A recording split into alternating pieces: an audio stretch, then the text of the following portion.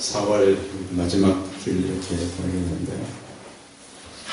요즘에 우리 주변을 보면 평화가 있는 것 같은데 평화 속에 긴장을 늦출 수 없는 그런 상황을 많이 보게 됩니다. 어제도 보니까 저쪽 강원도 고성에 DMZ 안에 그 평화의 길이 조성되어서 많은 사람들이 갈 수 없었던 그 지역을 가기도 합니다. 그 지역은 제가 30년 전에 제 군번 그 한 개를 거기서 잃어버린 그 장소입니다.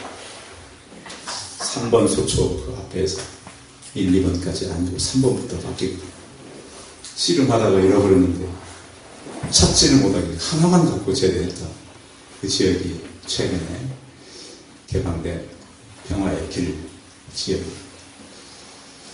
어떻게 보면 굉장히 긴장감이 많이 늦춰지고 또 국민들은 이제 뭔가 이루어지고 있구나. 근데 항상 그때 우리가 주의하고 특별히 기독교인들은 사람들이 이렇게 많이 안정감을 누리려고 하고 있을 때 우리는 늘 하나님의 음성을 듣고 하나님께 주시는 그 시대적인 음성을 들을 수 있는 귀가 열리시길 바랍니다.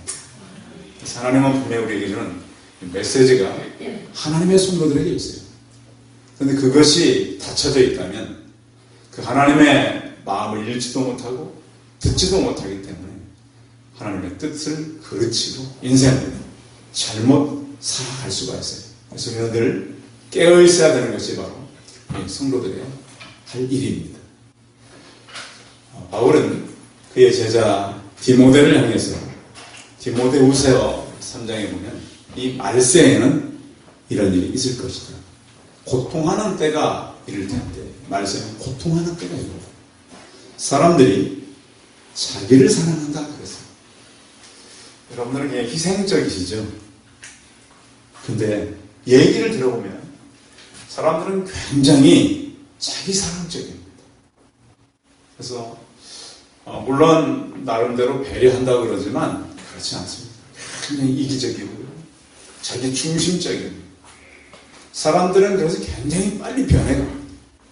그래서 내 생각과 내 말대로 안 되면 아주 싫어하고 독소를 이렇게 쏟아놓는 그런 시대가 바로 지금입니다. 그래서 어제의 친구가 오늘의 원수가 될 수 있는 것이 현재를 살아가는 우리의 상황이라는 것을 잊지 않길 바랍니다. 그 이유는 사람들이 자기를 사랑합니다.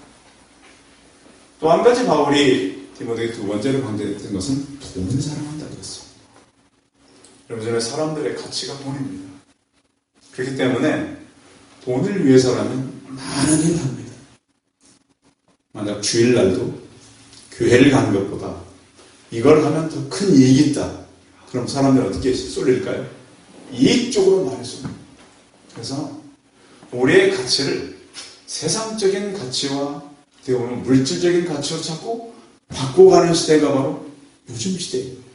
그래서 우리는 과연 물질을 택할 것인지 하나님의 거룩을 택할 것인지 선택 앞에 날마다 서야. 그리고 바울이 주의하려 하는 것은 사람들은 자기를 자랑한다 그랬습니다. 요즘은 얼마나 사람들이 자기 자랑, 내가 이만큼 할 수 있어, 내가 이 정도, 자기 힘을 과시하려고 하는 그런 시대를 우리는 살아가고 있습니다. 그래서 자기 스펙을 많이 쌓아갑니다. 왜? 내가 이 정도 할 수 있다고 하는 것이죠. 그러나 하나님은 우리 스펙을 보는 것이 아니고 뭘 보신다고 그러셨어요? 중심을 보신다. 하나님은 불꽃 같은 눈동자, 그 중심에 뭐가 있나를 보시지 스펙과 경제적인 능력과 그걸 가지고 있는 어떤 그 사람의 장점은 그렇게 크게 보이지 않습니다. 그래서 우리는 이 시대가 굉장히 말세전상을 가고 있다라고 하는 것이죠. 그리고 사람들이 절제하지 못하며 싸나워진다는 것입니다. 요즘에 사람들이 이 절제를 참 못합니다. 화만 나면 어떻게든 분풀이고 그 화를 누구에게 쏟아놓고 또 그 사람과 전혀 상관없는 상처를 받고 다른 사람에게 그걸 화풀이를 하는 시대가 바로 이 시대입니다. 그래서 이 시대를 쾌락 사랑하기를 하나님 사랑하는 것보다 더한다 그랬습니다. 교회 와도 막 즐겁고 재밌고 물론 좋습니다. 물론 그래야 되겠죠. 그러나 하나님을 모르고 즐겁고 재밌다는 것은 교회를 잘못 이끌어가는 것이죠. 그래서 디모데를 향한 바울의 결론은 이렇습니다. 경건의 모양은 있으나 경건의 능력은 부인하는 이 같은 자들에게서 내가 돌아서라 그랬습니다. 그러니까 오늘날 살아가는 기독교인들은 돌아설 일이 참 많습니다. 그걸 우리가 주의해야 되겠다. 그런데 그것에 대해서 절제하지 않고 살아가는 우리 기독교인들이 참 많죠. 그래서 하나님께서 이 시대를 향한 그 말씀에 우리가 귀를 기울이고 또 그 당시에 예수님께서는 제자들을 통해서 하려고 했던 일이 무엇인가 라는 것이죠. 예수님께서는 그가 이 땅에 오신 목적과 이유를 분명히 이루시기 위해서 12사람을 세웠습니다. 그 12사람을 세운 예수 그리스도는 지금도 마찬가지입니다. 우리 각자를 세운 것입니다. 그래서 우리 각자를 세워서 무슨 일을 하기를 원하십니까? 주님께서 이렇게 말씀합니다. 5절 같이 한번 읽어봅니다. 5절 시작. 예수께서 이 12를 보내시며 명하여 이르시되 이방인의 길로 가지 말고 사마리아인의 고래도 들어가지 말고 그랬습니다.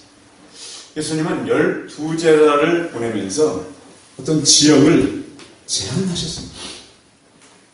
그런데 예수님께서 나중에 결국 하신 일을 보면 사마리아에도 가셨거든요. 그리고 나중에는 땅끝까지 이르러되 증인되라고 말씀하셨어요. 근데 왜 이 부분에서는 이렇게 지역을 제한하셨는가? 하나님께서는 왜 이런 부탁을 12제자들에게 하셨을까? 그거 참 굉장히 이례적인 그런 이제 그 명령인데요. 이것을 가지고 많은 사람들이 얘기를 왜 예수님이 이렇게 했는가? 몇 가지 이유가 있습니다. 그 한 가지 이유는 제자들을 보내는 파견 기간이 짧았습니다. 기간이 긴 기간이 아니고 짧은 기간 동안 갈 수 있기 때문에 어디로 가라고 말씀했냐면 6절 읽어보세요. 6절 시작. 오히려 이스라엘의 집에 잃어버린 양에게로 가라. 어디로 가라고요? 그 앞에 말이 중요해요. 네, 그 앞에 이스라엘의 집.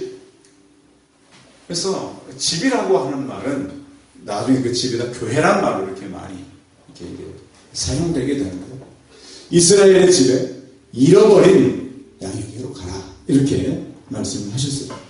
그러면 왜 또 그 외의 사람들은 안 되었는가 이렇게 생각해 볼 수가 있는데 아직 이 제자들이 유대인들을 넘어서 이방인까지 가기에는 준비가 되지 않았어요. 사도행전 이후부터 이제 시작되는 건데 그래서 짧은 기간 이들의 준비 또 하나를 살펴본다면 가장 먼저 복음은 가까운 곳으로부터 가야 된다고 하는 것입니다. 그러니까요 주님께서 나중에 이제 이 사건이 십자가에 달 때 보면 명패에다가 유대인의 왕이라고 3가지 나라말로 써서 붙였습니다. 무슨 말이었죠? 어디 말이었죠? 히브리어와 로마어와 헬라어예요. 가장 먼저 히브리어. 왜? 히브리 사람, 로마 사람, 헬라 사람, 이방인으로 복음은 흩어져 가는 것이죠. 그래서 어떻게 보면 이것은 이방인을 향한 배타적이거나 편견을 가지고 말씀한 것이 아니라 가까운 곳부터 가서 복음을 전해라 이렇게 말씀한 거죠. 어떻게 보면 성경의 구속사적인 큰 흐름을 볼 때 복음은 가까운 곳에서부터 흘러갈 수 있도록 하나님께서 우리에게 주신 것입니다. 어떻게 보면 예수님께서 주로 활동하는 지역이 갈릴리 지역이 처음에 이렇게 많이 그 지역에서 복음을 전했고 또 그 이스라엘의 잃어버린 집, 이스라엘의 집에 잃어버린 그런 그 사람들에게도 가라 그랬는데 복음은 가족부터 먼저 가는 것이 맞습니다. 친척들, 친구들, 가까운 곳부터 가는 것입니다. 우리가 어떻게 가까운 사람들에게 관심을 가지지 않고 복음을 가지고 세계화를 갈 수가 있을 겁니다. 그래서 나중에 이렇게 바울의 사역도 보면 그 친척과 동족을 위해서 굉장히 복음 전하기 위해서 애를 썼습니다. 특히 바울은 이방인의 사도였지만 히브리인들에게 복음 전하기 위해서 그렇게 애를 많이 쓴 것을 볼 수 있습니다. 그래서 우리는 잃어버린 영혼들, 가까운 사람들에게로 먼저 가라.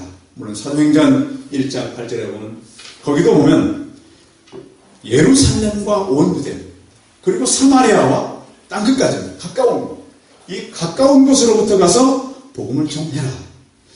사도 바울은 로마서 1장 16절에 보면 내가 복음을 부끄러워하지 않으니 이 복음은 모든 믿는 자들에게 구원을 주시는 하나님의 능력이 됩니다. 먼저는 유대인에게요.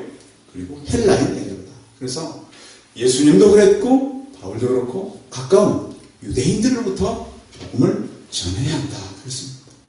한국교회가 한참 이제는 선교를 해야 된다. 그런 때가 있었어요. 그래서 막 청년들이 직장도 다니다가 멈추고 선교사도 가고 교회도 막 선교만 많이 할 때가 있었어요.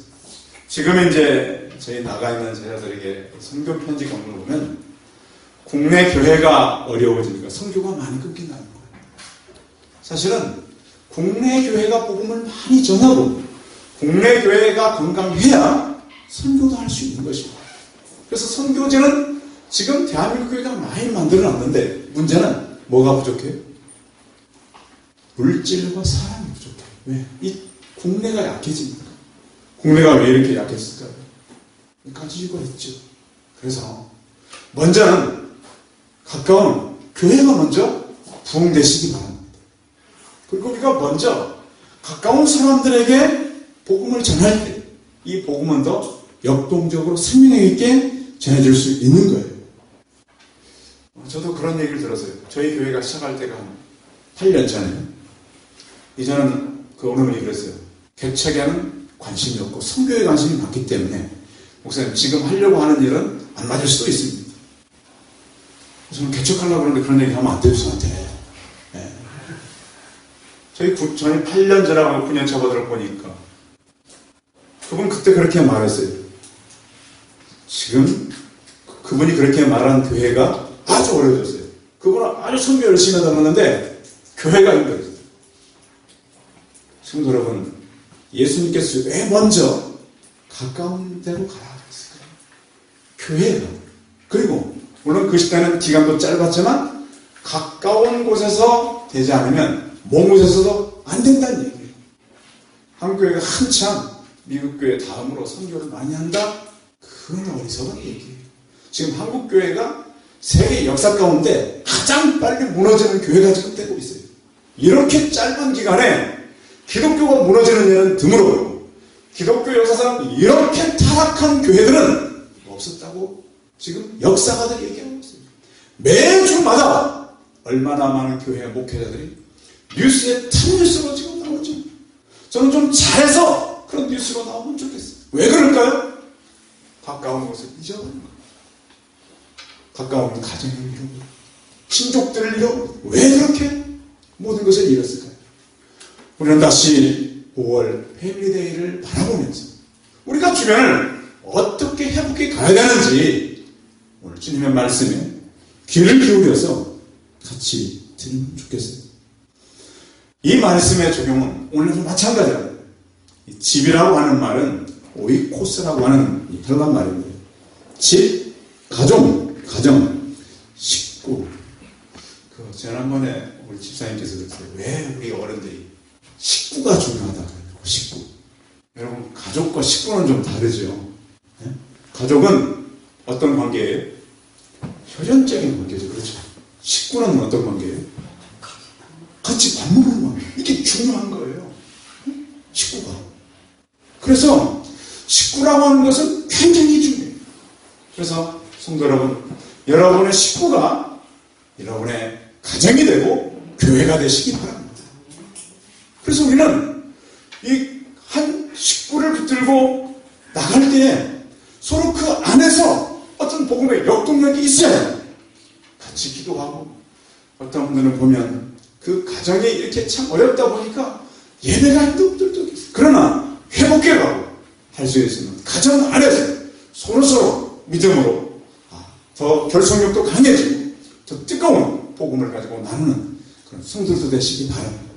그래서 봄이 이렇게 날씨가 좋으니까 주일날을 가지 마시고 평일날에 이렇게 가족들과 함께 여행도 다녀오시고, 이 말하면 저희 가장 싫어하는 사람이 있어요. 잘 안 가니까. 그러면서 자꾸 저런다고. 그러나 필요한 거예요, 가족들끼리. 그래서 가까운 가족들끼리 대화도 나누시고, 같은 식구들끼리 복음도 나누시고, 그래서 가까운 사람들부터 복음으로 동화되고 하나가 되시는 성도들이 되시기 바랍니다. 그렇게 해서 예수님께서 가까운 것들, 우리가 이제 5월이면 패밀리 데이 때도 우리가 전혀 모르는 사람을 모시고 올 수는 없잖아요. 가까운 사람들, 그 사람들에게 복음을 전하고 또 가족들, 친구들을 모시고 와서 예수 그리스도의 복음을 누리는 성도들이 다 되시기 바랍니다. 그렇게 가까운 곳으로 가라 그랬고, 두 번째는 가되 무엇을 하라고 말했냐. 7절 시작. 가면서 전파하여 말하되 천국이 가까웠고. 기독교가 다른 종교하고 다른 것이 하나 있다면 기독교는 가는 종교입니다. 뭐 하는 종교? 가는 종교예요. 보면 여러 이제 종교 형태들이 있는데, 특히 기독교는 예수님께서 가라고 했어요. 어디를 향해서? 세상을 향해. 그 세상은 믿지 않는 사람들을 향해서 가라는 거예요. 그 단순히 가라는 얘기가 아니라 생명의 말씀을 먹었으면 이걸 가지고 가서 그들에게 얘기해 주라고 하는 거예요. 얘기해 주라. 진실하게. 그래서 가되 이런 일을 같이 겸하여라. 자, 8절. 이런 일도 같이 해요. 8절 읽어봐요. 시작. 병든 자를 고치며 죽은 자를 살리며 나병한 자를 깨끗하게 하며 귀신을 쫓아내되 너희가 거저 받았으니 거저 주라. 물론 12사도에게는 특별한 하나님의 능력이 있었습니다. 그런데 그 능력은 오늘날 이 시대를 살아가는 제자들에게도 똑같이 주십니다. 성도 여러분들, 환자들이 있다면 붙들고 기도해 주시기 바랍니다. 제 주변에 이렇게 보면 기도해서 목사님 기도해서 나았습니다라고 자주는 안 하는데 가끔씩 말씀하는 분들이 계세요. 하나님은 치유의 능력이 있으세요. 기도하면 나으세요. 그리고 병원에서 포기했던 환자도 낫는 경우가 종종 있어요. 다는 아니에요. 원래 왜냐하면 하나님의 능력은 모든 사람 어느 때나 나타나는 건 아니지만 하나님은 지금도 역사하는 건 맞아요. 그래서 믿음을 가지고 환자를 만나면 기도해 주시기 바랍니다. 병도 고치고 귀신도 나가게 하고, 우리는 영적 전쟁을 해야 되는 시대를 살아가지 않겠습니까? 그래서 영적 전쟁 속에서 가장 중요한 것은 하나님 나라를 선포하며 나가는 것이고 회개를 하게 만드는 겁니다.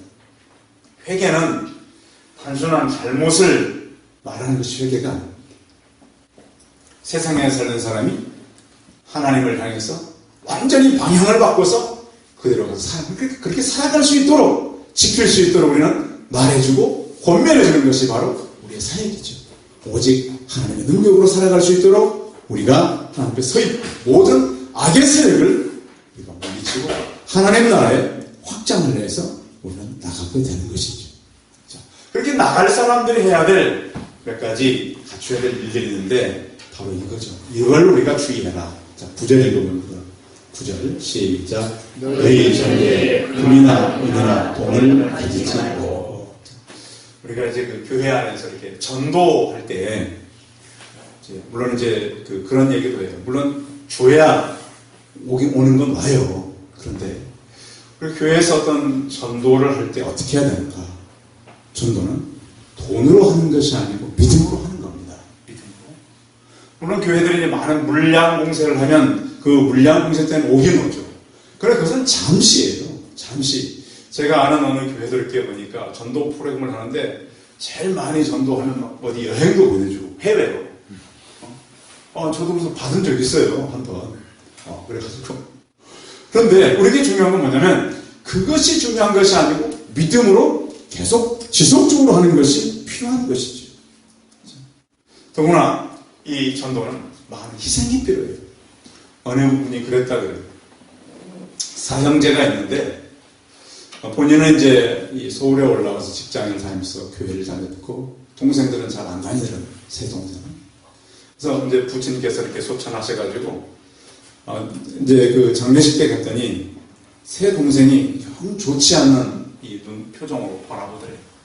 이제 장례식 때 하면 또 그런 게 있잖아요. 믿는 사람과 믿지 않는 사람 간에 이런. 근데 장남이니까 이제 기독교식으로 하라니까 아주 이제 그래서 이제 하나님 어떻게 하면 좋습니까? 기도하는데 지혜를 주세요. 아버님께서 가실 때 유산을 좀 남기세요. 그래서 장남이 뭐라 그러냐면 나는 안 봐도 안 가질 테니까 너희 세 명이 장례식을 마치면 나눠 가자. 그때부터 눈이 바뀌더라고요. 사람은 그런 여러분들 그 물질 때문에 너무 연연하지 마십시오. 오늘 성경이 그러잖아요. 그건 너무 연연하지 마. 아예 같지도 마. 그래서 그렇게 눈에 불을 켜고 형을 바라보던 이 동생들이 마음이 열려가지고 울면서 장례식을 치렀다. 이렇게 하는 글을 제가 읽어보았습니다. 그런가 하면 또 이런 우리의 희생이 필요한가 하면 전도는 지속적으로 중단 없이 가는 것이 필요합니다. 한번 그냥 할 때 그냥 하고 그런 것이 아니라 우리 전도라고 하는 것은 평생을 해가야 되는 거예요. 평생.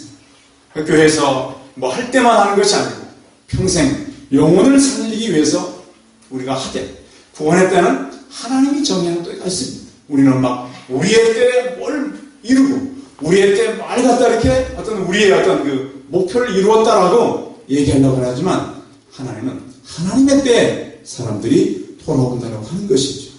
그래서 하나님께서는 우리에게 명령하기를 이제 너희가 하나님의 공급함을 가지고 일을 해라. 자, 10절 한번 읽어볼까요? 10절 시작. 여행을 위하여 배낭이나 두를 보시며 신이나 지팡이를 가지지 말라. 이는 일꾼이 자기의 얻을 것 하는 것이 마땅하니라. 아멘.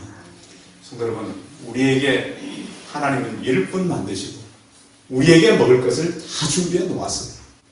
세상이 힘들고 경제가 힘들다고 너무 세상적인 관점을 가지고 살지 않기를 바랍니다. 하나님은 우리에게 필요한 것을 이미 다 준비하셨어요. 여기 말씀하듯이 우리의 마땅히 하나님께서 받을 것은 다 준비하셨다. 이렇게 말씀하고 있어요. 하나님께서는 그래서 모든 물질을 우리에게 주신다. 거저 받았으니 오히려 너희가 거저 줄 수 있다. 이렇게 말씀합니다. 그러면서 이제 너희가 어떤 지역에 들어가면 이렇게 하라고 말씀합니다. 자, 11절 읽어봅니다. 11절 시작. 어떤 성이나 마을에 들어가든지 그 중에 합당한 자를 찾아내고 너희가 떠나기까지 거기서 머물라. 전도 대상자를 찾아내라고 하는 겁니다. 어느 한 지역에 들어가면 너희를 영접하는 사람을 찾아내라. 그 지역에서 사람을 찾아라. 제가 이곳에 왔을 때도 물론 이 지역에서 온 건 아니지만 우리 집사님들 또 우리 장로님 가정들이 교회로 왔잖아요. 협력하기 위해서, 일을 위해서 온 거예요. 그런 사람들을 찾아내고 같이 전도하는 거예요. 그래서 또 이 지역 안에도 우리가 찾아가야 될 가정들이 있어요. 그걸 찾아내서 그 영혼들을 살려고 하는 구령의 열정이 우리에게 필요한 거예요. 예수님께서도 이렇게 다니면서 만난 사람들을 보면 다 예비된 영혼들이었어요. 수가성 여인들, 삭개오, 또 마태 이런 사람들이 다 준비된 사람들. 사도 시대에도 보면 이 사도들과 이 제자들이 갈 때 그 예비된 사람들이 돌아왔지 하나님 예비되지 않은 영혼들은 핍박하고 오히려 그것에 대해서 반응했어요. 그래서 우리는 그렇게 생각해야 돼요. 오늘도 이제 오늘 이 많은 분들이 교회 못 나오는 분들 계신데 교회 우리가 남은 자리는 하나님 내가 채울 수 있도록 능력을 주십시오. 기도하시기 바랍니다. 그럼 우리가요 그런 마음을 먹는 게 중요해요. 하나님 우리 교회 이렇게 남은 자리가 몇 개 있는데 하나님 내가 다 채울 수 있도록 도와주십시오. 주님께서 내게 그런 능력을 줘서 감당할 수 있게 하십시오. 그러면 하나님은 그 일만 감당하는 것이 아니라 너희는 먼저 그의 나라와 그의 의를 구하라. 그리하면 이 모든 것을 너에게 다 하시겠다고 약속했어요. 우리가 지금 고민하고 있는 여러분 가정의 문제들, 자녀의 문제들, 지금 여러분들이 얽혀있는 많은 문제가 우리 하나님 앞에 서 있음으로 해결을 받는 우리 성도들이 되시기 바랍니다. 그렇게 해서 하나님 또한 우리에게 주시는 건 뭐냐? 어느 집에 가거든 이렇게 하라 그랬어요. 자, 12절 읽어봐. 12절 시작. 또 그 집에 들어가면서 평안하기를 바랍니다. 어느 집에 들어가면서 뭘 빌라고요? 여러분도 성도님들 집에 이렇게 방문하면 우리 기독교인들은 집에 들어가면 뭐부터 하죠? 기도부터 합니다. 물론 간단하게 인사도 하고 그러지만 그 집에 머물면 꼭 기도하시기 바랍니다. 이것은 우리가 어느 가정뿐만 아니라 어느 장소도 마찬가지입니다. 여러분들이 어떤 기회에 가셔서 어디를 놀러 가거나 또 어떤 집에 방문하거나 꼭 거기에 평안을 임하기를 위해서 기도하시기 바랍니다. 하나님의 임재가 있는 거예요. 그래서 기도하는 사람들이 가는 곳에는 하나님의 평안을 임한다. 그래서 그분께서 부탁한 거 아닙니까? 평안을 빌어라. 이렇게 기도했습니다. 자, 13절. 왜 기도해야 되냐면 13절에 기도의 이유가 있는 것이죠. 읽어봐요. 시작. 그 집이 위에 합당하면 너희 평안이 거기 임할 것이요 만일 합당하지 않으면 그 평안이 너희에게 돌아올 것입니다.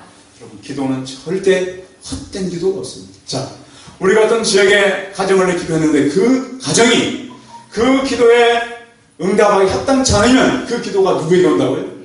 내게 온다. 그러니까 남을 위한 기도는 하나도 없고 다 누구를 위한 기도예요? 나를 위한 기도예요.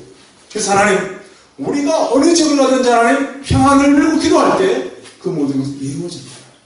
제가 어릴 때 저희 어른 한 분이 전도하러 왔던 기억이 지금도 나요. 저희 집에 이렇게 오셔서 그분이 뭐라고 하냐면 할머니인데 굉장히 간단한 복음이에요. 뭐냐면 예수 믿으면 이 땅에서도 하나님께서 우리에게 평안의 축복을 주신다. 물질의 복도 마찬가지죠. 여러분, 왜 많이 싸우세요, 부부들이? 그렇죠. 저는 정확히 많이. 역시 사고하나 보냐 계산이 달라. 부부들이 싸울 때는 돈 때문에 가장 많이 싸운대요. 어느 분이 그래서 저한테도 훗날 목사님 젊은 부부들이 왜 싸우는 줄 아세요? 돈 때문에 싸워. 어린 그 자녀들 많이 키워봤으니까 아시죠? 성도 여러분, 물질의 신이 누구예요? 하나님이에요. 그것을 신뢰하고 사시기 바랍니다. 자, 가정이 좀 부족하면 누가 부족하게 하는 거예요? 남편이 부족해서 그러죠. 아니면 아내가 같이 열심히 해야 안 해서 그러죠. 여러분, 그런 거예요. 여러분, 하나님께서 하는 일을 사람이 대신할 수 없어요. 어려울 땐 믿음으로 이겨가고, 어려울 때는 하나님께서 모든 것을 책임지신다는 확신을 갖기 바랍니다. 그래서 자꾸 사람 핑계대고 상황 얘기하다 보면 우리 가정이 너무 어려워요. 그래서 하나님께서 처리를 우리는 믿고 나가는 것이죠. 그리고 그 가정에 평안이 임하기를 위해서 기도해야 돼요. 그래서 그 가정에 들어갔을 때는 가정에서 평안을 임하고 또 그 할머니께서 하나 얘기한 것은 이렇게 살다 보면 영원한 곳으로 가게 된다. 천국이 있다. 그렇게 설명할 때 저희 어머니가 그 얘기를 잘 들으시더라고요. 나중에 교회를 가셨는데요. 최근에 이렇게 보니까 교회가 전도하면 사람들이 어떻다 그래요? 싫어한다. 자, 여러분, 우리가 입에 약이 쓰다고 안 먹으면 어떻게 되죠? 약사인 우리 집사님 어떻게 돼요? 네? 낫지 않죠. 자, 복음은 달아서 우리가 주는 게 아니에요. 먹을만 해서 주는 게 아니에요. 어떤 분이 보니까 이분은 전도를 이렇게 많이 안 하는 분인 것 같아요. 조사. 전도한다고 조사하는 분들 있잖아요. 이렇게 조사를 했더니 91.4%가 부정적인 느낌을 받았대요. 전도 자기 하는 사람. 이유는 귀찮다. 마음에 와닿지 않는다. 부담스럽다. 거부감 든다. 짜증스럽다. 일방적이다. 말투가 믿음이 가지 않는다. 지겹다. 기분이 나쁘다. 우리가 복음 전하들 다 그렇게 생각한다. 그러면 우리 하지 말까요? 그래서 어느 분이 그런 얘기했어요. 좀 더 우리가 세련되게 전도할 필요가 있다. 전도 자체가 중요한 것이 아니라 어떤 중요를 하느냐, 이게 중요하다. 물론 다 맞는 얘기예요. 그런데 가장 우리에게 필요한 건 뭐냐? 한번 따라해요. 전도는 절박합니다. 그 문제는 우리가 믿지 않는 사람들을 어떻게 볼 건가요? 여러분 생각해봐요.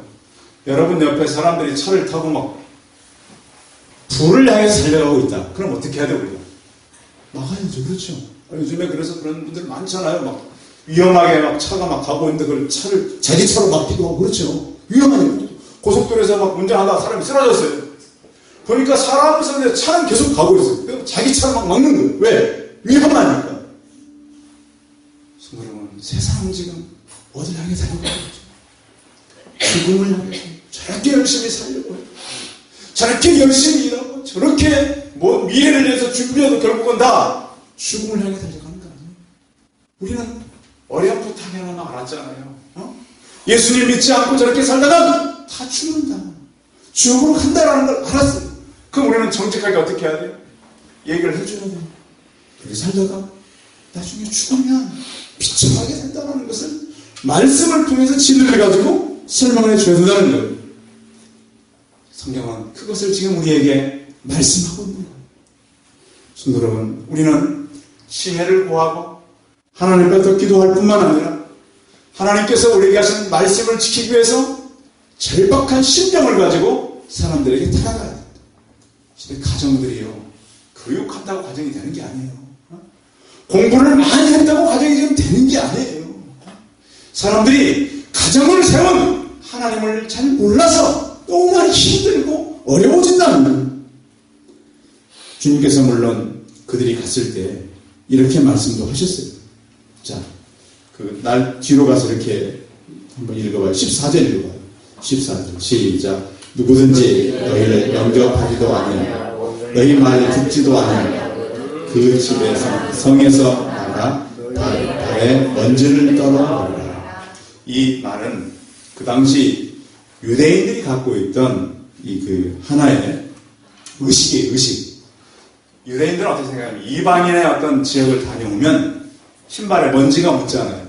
그러면 이방인에 다녀와서 발에 묻은 먼지는 그 먼지조차도 부정하다고 생각합니다. 그것은 먼지조차도 저주스럽다 생각합니다. 그래서 먼지를 터는 거예요. 그런 행위를 했어요. 그렇게 하듯이 이 일은 이렇게 관계의 단절처럼 그 복음에 대한 유대인들이 이방인들과의 어떤 그 심판의 표시로 이렇게 해라 라고 명령하는 거죠. 그러면서 너희들을 보낸 것이 양을 이리 가운데 보낸 것과 같다 그랬습니다. 그렇게 많은 핍박과 위험을 말씀하셨어요. 우리는 예수 그리스도를 믿고 구원 이후에 하나님의 자녀의 권세를 가지고 살아갑니다. 그 자녀의 권세는 굉장히 큽니다. 그럼 우리는 그 자녀의 권세를 삶의 현장에서 누리길 원합니다. 이건 생명운동이죠. 그래서 우리는 때로는 뱀같이 지혜롭고, 이건 신중한 분별력입니다. 전도자들에게는 신중한 분별력이 필요해요.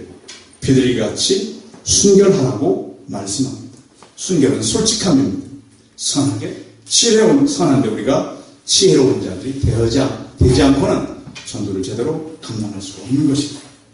저는 이 일이 한번 생각납니다. 제가 이제 버스를 초등학교 교장 선생님이랑 둘이 탄 적이 있어요.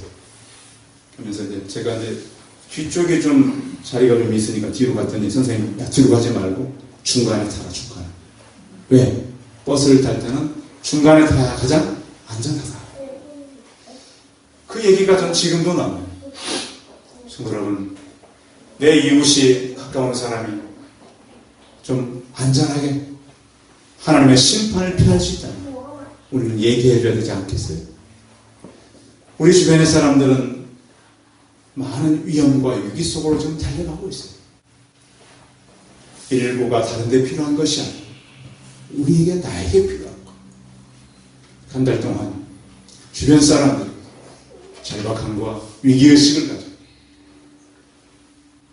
뱀 같은 지혜와 비둘기 같은 순결함을 가지고 사람을 살릴 때 우리나라에서 많은 사람들이 돌아오고 주님께서는 분명히 가서 우리에게 전하라고 명령하셨는데 이 명령을 순종함으로 많은 사람들이 우리 때문에 위기에서 살아나는 그런 역사를 경험하시기 바랍니다. 기도하겠습니다. 살아계신 주님, 주님께서 12 제자를 보내시면서 먼저는 이스라엘의 집에 잃어버린 양에게로 가라고 말씀하셨습니다. 하나님 아버지의 간과없기는 우리가 이 땅에 사는 동안 주님께서 명령한 명령을 순종할 뿐만 아니라 우리 때문에 많은 영혼들이 살아나게 하여 주옵소서. 우리를 안에서 생명 역사가 계속 지속되게 하여 주옵소서. 하나님의 자녀들로서의 권세를 누리며 살아가는 우리 모두가 되게 하여 주옵소서. 주 예수 그리스도의 이름으로 기도하였습니다. 아멘.